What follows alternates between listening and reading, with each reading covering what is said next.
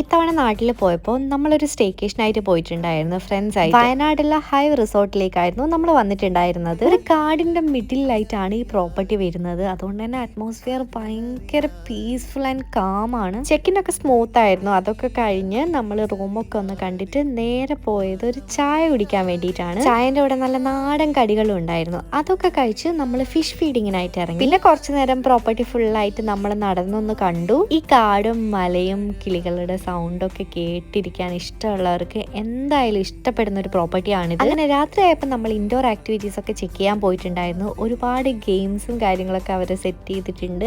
അപ്പോൾ friends and family ആയിട്ട് വരികയാണെങ്കിൽ ടൈം പോകുന്നതേ അറിയില്ല. ഫ്രണ്ടിന്റെ ബർത്ത്ഡേ കൂടിയായിരുന്നു. അപ്പോൾ കേക്കൊക്കെ കട്ട് ചെയ്ത് ഭക്ഷണവും കഴിച്ച് നമ്മൾ അന്നത്തെ ദിവസം അങ്ങ് അവസാനിപ്പിച്ചു. നെക്സ്റ്റ് ഡേ മോർണിംഗ് നേരെ പോയിട്ടുണ്ടായിരുന്നത് പൂളിലേക്കാണ്. ഞാൻ ഇറങ്ങിയൊന്നുമില്ല, പക്ഷെ അവരൊക്കെ ഇറങ്ങി. ചെറുതായിട്ട് എനിക്ക് വെള്ളം പേടിയായതുകൊണ്ടാണ് കേട്ടോ. എല്ലാവരും നല്ലോണം എൻജോയ് ചെയ്തു. അത് കഴിഞ്ഞ് നേരെ പോയത് ബ്രേക്ക്ഫാസ്റ്റ് കഴിക്കാനാണ്. ബ്രേക്ക്ഫാസ്റ്റ് സ്പ്രെഡ് ഒരു രക്ഷയില്ല, എല്ലാം നല്ല ടേസ്റ്റും ഉണ്ടായിരുന്നു. അങ്ങനെ ബ്രേക്ക്ഫാസ്റ്റും കഴിച്ച് കുറച്ചു നേരം അവിടെ കറങ്ങി നടന്ന് നമ്മളിതാ ചെക്ക് ഔട്ട് ചെയ്തിട്ട് തിരിച്ചു പോവുകയാണ്.